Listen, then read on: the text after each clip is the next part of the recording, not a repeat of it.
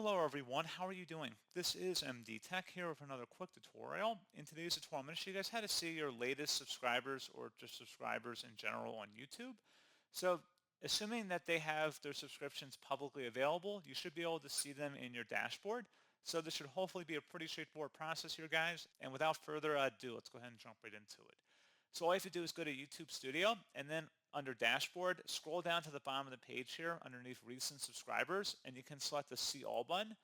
And then at this point, you can adjust the time parameter at the top right by a time interval, so last 7 days, last year, or lifetime. And then you can sort by highest to lowest in terms of subscriber count by clicking on this top column bar. And that's all you have to do.